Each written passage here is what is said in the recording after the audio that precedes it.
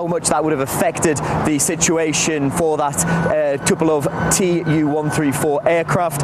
We're also seeing, though, the way that it crash landed on a highway around a kilometre away from the runway suggests that they really weren't trying to land on that highway. They had looked to try and make it to the airport at Petrozavodsk and had been forced to put down basically where they could. Now, whether this is due to the fact that there was no lights on the runway at the time, we have to wait to find out. Now, the black box recorders have been recovered from the wreckage of the crash, and investigators are looking to try and determine what brought down this flight.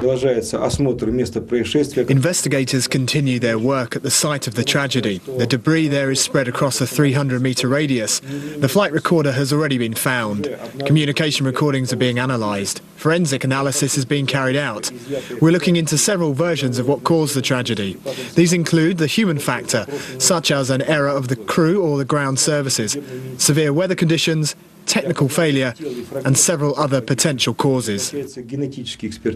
Now, we're hearing horrific stories from eyewitnesses who were on the ground. Now, due to the fact that this plane came down not on airport territory, came down on a busy, generally a busy highway, the first people that were on the scene to provide aid and rescue work were passers-by, able to pull out some incredibly heroic acts to drag people out of the plane before it burst into flames.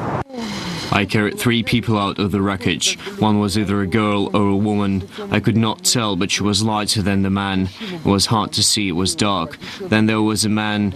He also wasn't heavy, he was lighter than me. Then we carried out 2 more people from the wreckage in the middle of the road.